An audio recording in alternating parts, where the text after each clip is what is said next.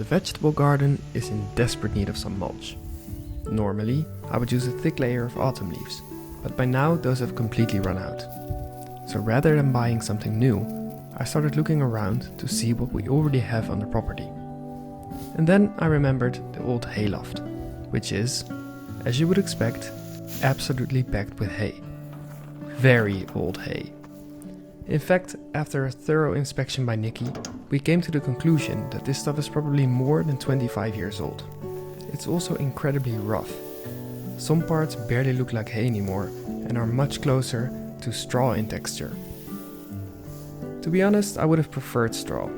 Hay can sometimes become a bit dense and slimy when applied in a thick layer and left wet for long periods of time. Fortunately, that's very easy to avoid by simply not mulching too heavily. And considering how dry the season has been so far, I'm not too concerned about that. The bigger drawback is the amount of seeds that hay usually contains. Under normal circumstances, spreading thousands of grass and weed seeds throughout your vegetable garden wouldn't be exactly considered a great idea. But after sitting in a hayloft for more than 2 decades, the germination rate of those seeds is hopefully close to zero. At least that's the theory. So I've decided to give it a try. Because whether it's perfect or not, the garden really needs the protection. A layer of mulch will help keep the moisture in the soil, reduce evaporation during these hot days, and hopefully make life a little easier for the vegetables. It also reduces the sunlight available for unwanted plants and seeds to sprout, reducing the amount of weeding required. And if I can achieve all that while also putting 25-year-old hay to good use, even better.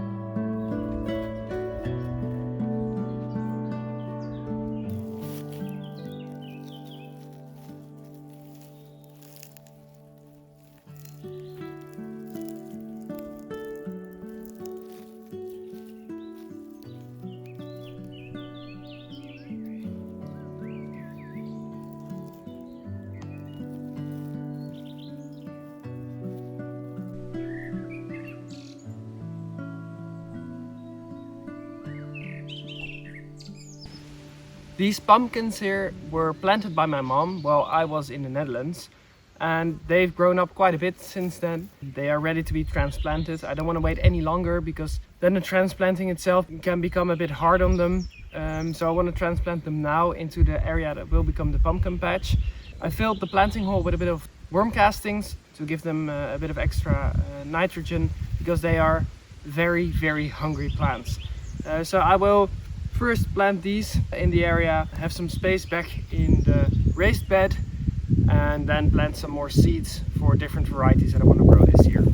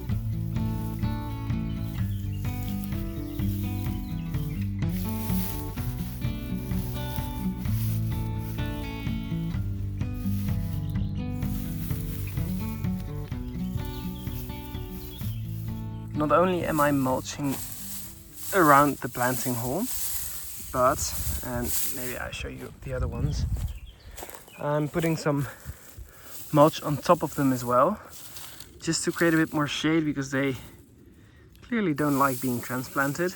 So to avoid sunburn, I'm burying them under a very loose bit of, well, grass clippings basically, just to shade them a little bit, so they have a bit of an easier transition, hopefully. It would have been better to plant them here in this spot directly. However, we couldn't, because as you can see, all of this has been cleared a few days ago. So the soil is very bare right now. I'm usually one to not really disturb the soil as much when trying to grow things, so that's why the raised bed is no dig. However, there had to be digging done here anyway, so I now have a bit of a bare ground as a starting point. So I'm mulching heavily to suppress the weeds that will eventually come back, unfortunately. But that's why they are being transplanted right now, because the garden bed was a safe place for them to grow up. I should have probably done it a week ago, but I couldn't, because they were still fixing things here. They were still digging around, removing all the brambles. So I did not really have a choice, but I wouldn't advise replanting them or transplanting them when they've grown so big. After they've produced 3 regular leaves, that's really the end point where transplanting is even possible. After that, it's just too big of a shock for them, but I think we'll manage, and if we don't, I'm planting new seeds for the pumpkins anyway, so we'll see. It's all one big experiment.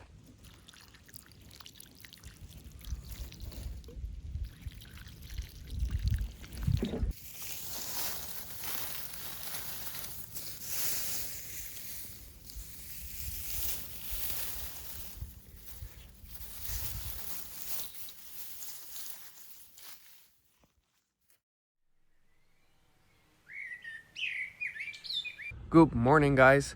Got my morning coffee. It's a beautiful day out again, so I really want to finish planting everything today. It's halfway through May, so I'm a bit late with pretty much everything already. So now is the day everything gets planted, hopefully.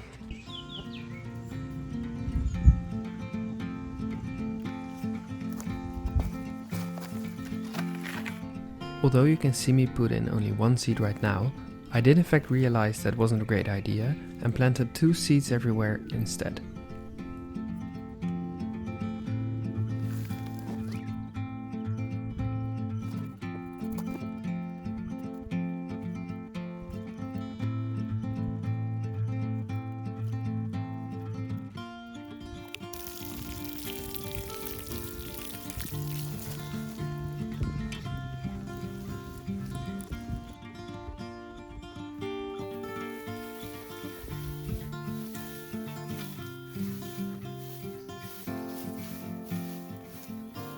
Alright, I got all of them in the ground. You can see the mulch piles I made.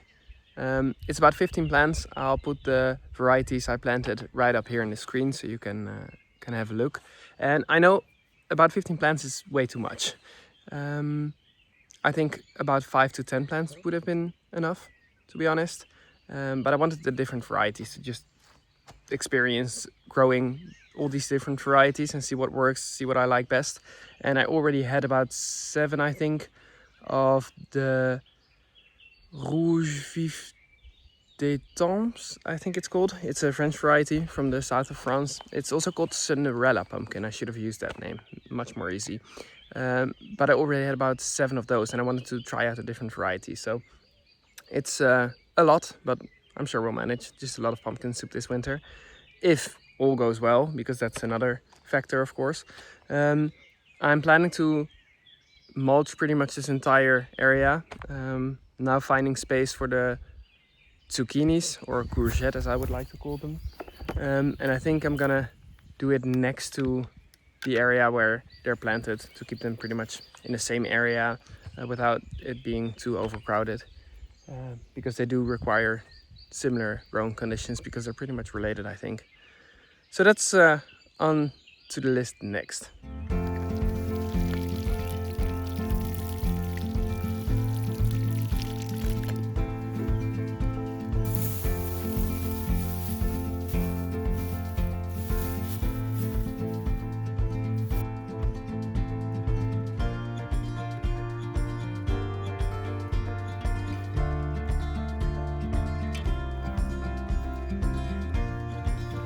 I really had to hurry here, as a big storm was rolling in right as I was preparing to sow my Desiree seed potatoes.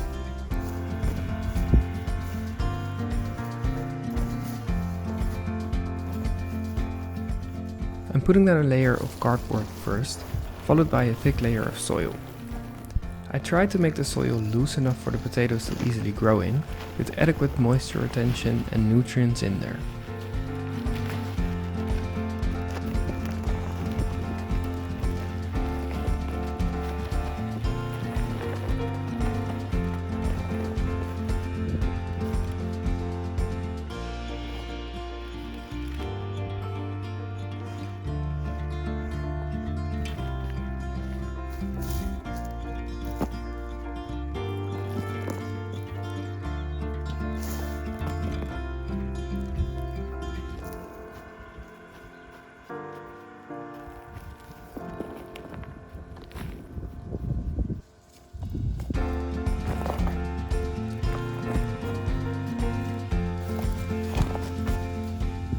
I did later learn it's better to make the soil mixture even less dense, and you'll probably see my next attempt in next week's video. Only time will tell if it made a difference.